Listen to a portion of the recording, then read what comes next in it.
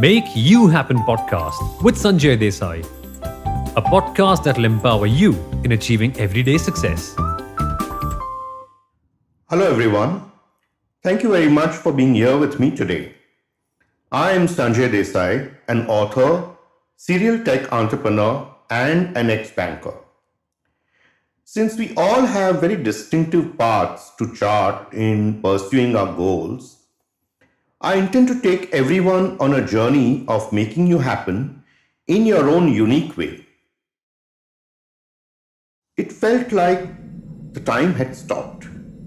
Only the river below gushed.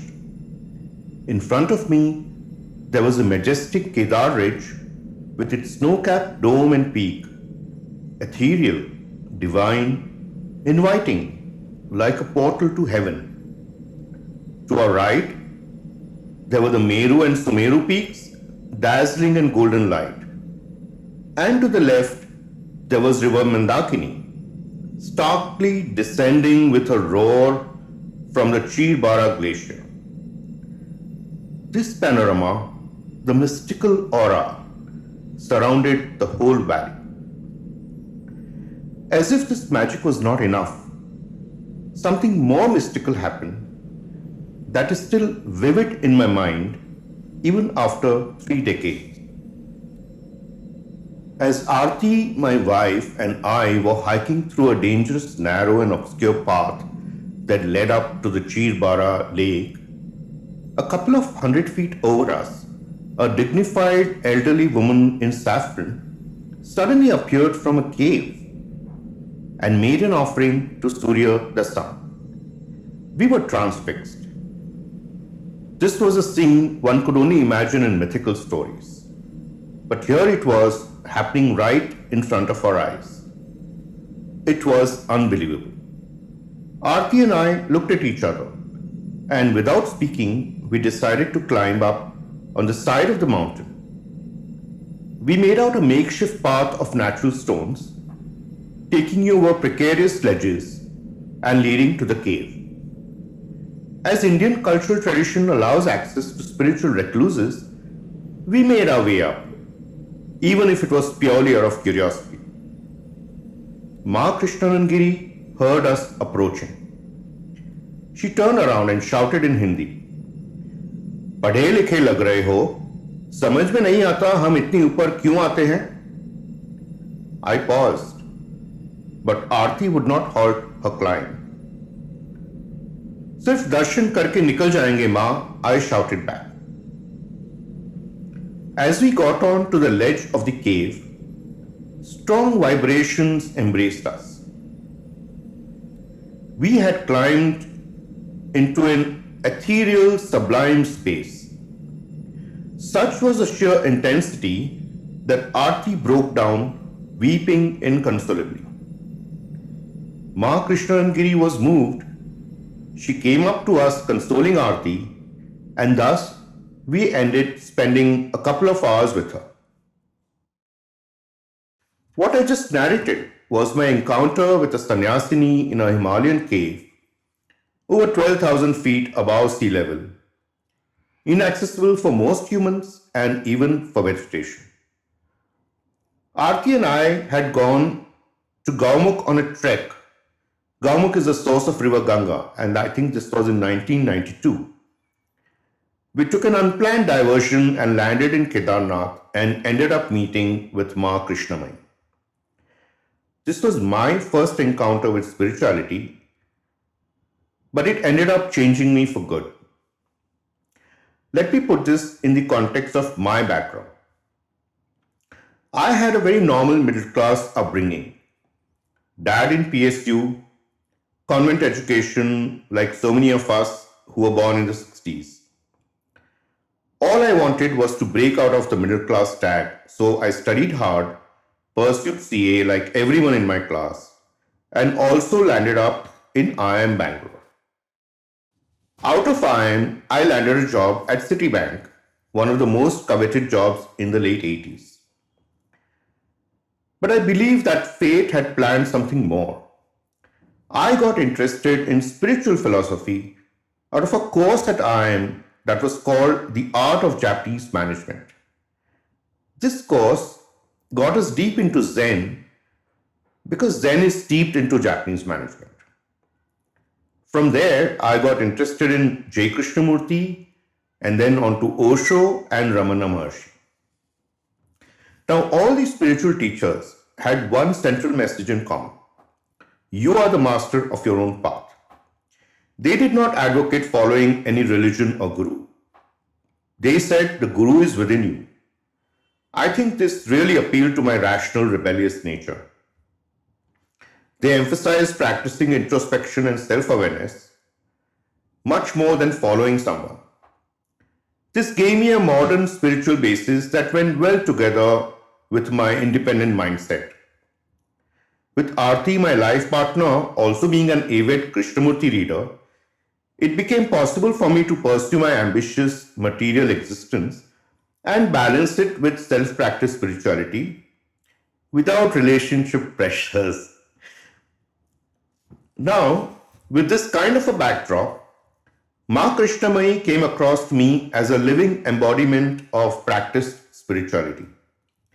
Even though I had met a recluse in appearance, she was nothing like the typecast perceptions I carried. For me, a sannyasi was perhaps an escapist, distant, strict with a superior air, preachy and advising you about how to live your life. But Ma was mysterious and reclusive and also very well versed in worldly matters. She knew how to deal with local shepherds as well as professionals like me. She managed dignitaries very well and she managed priests in their own way. And of course, there were lots of reclusing sannyasis that came to see her. This transparent, earthy, and matter of manner sannyasini had a charisma that made inroads into one's consciousness. She could discuss career and calling in the same breath as the essence of reality as described by Ramana Maharshi. She emanated a pure motherly love and took genuine interest in everyone's progress and evolution. No wonder everyone called her Ma. Naturally, I kept in touch with her. Initially, it was through letters. I was amazed with her written English. She surprised me there. I was intrigued and wanted to know more about her. It turned out that she was a national awardee teacher in her pre-sannyas life. And 15 years before we met her, she chose to dwell in that Kedarnath cave. I was impressed. Imagine the courage and grit of a young woman to leave behind the world and settle in such a remote, inaccessible place.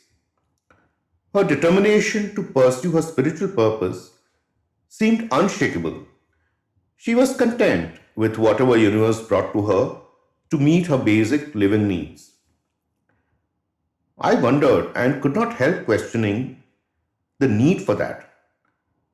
I even had the cheek to tell her that I thought that true sannyas is proven when you're in the middle of all society and yet you're unaffected by it. She laughed. She said she came away to test her faith. She had introduced Aarti and me to small idols of Krishna and his sister Subhadra that she looked after with utmost love and devotion when we had met her. In the tradition of surrendering as per Bhakti Marg, she would partake in anything, even water, only once it was offered to her Krishna, whom she called Gopal. If God is everywhere, she was sure Gopal would take care of her. Would Gopal provide for her if she lives in a remote corner of the world? She decided to test that. So to test her faith, or Shraddha as we call it, she left the society behind. She also added that if she had taken up a position in a Guru Anandmayi Ma's ashram, she would just be performing a role in exchange for her material necessities, much like I was performing a role in my organization. That put me in complete awe. She chose to put her life at risk just to test out her life questions. Here I was, a privileged city banker and IIM grad, focused on making life a successful one, thinking that that would get me independence and freedom. And here there was Ma Krishnamai, a stark contrast. She risked it all to achieve her freedom and independence in a remote Himalayan cave, living a life of love and service. She represented what we all finally want. She made her own path and created a world of her choice, without even any apparent bondages. She never pontificated or insisted on any practices. When I visited her several times over the next 15 years, I was treated like a son by her. I can't forget the love that we would receive. She would cook delicious, simple meals for us in that humble cave. I don't remember having any meal that tasty anywhere else in my life. But unknown to me, I never realized how my life would become guided by her directions and pointers. Over the next few years, she turned me, a city-bred, rational, intellectual thinker, into a believer, crossing over and living a life of belief about the power within us. Some years later, I even asked Ma if she was my guru, but she said, "No, you have to be your own guru, Sanjay." I recall that Ramana Maharshi would frequently be asked about how does one find a guru? What are the qualities one looks for? His answer would always hover around guru being in multiple forms. Guru doesn't have to be an official guru, he would say. In any case, you can't look for a guru. When you're ready, guru appears. I could not help but make a connection with that as regards my encounter with Ma Krishnamai. Over the next 2 episodes, I would like to share with you how her guidance influenced my material journey through my Citibank career and my subsequent entrepreneurial journey, as well as how I ended up setting up my current platform, Conscious Sleep. Looking forward to see you next time. Bye. Make You Happen podcast with Sanjay Desai, a podcast that will empower you in achieving everyday success.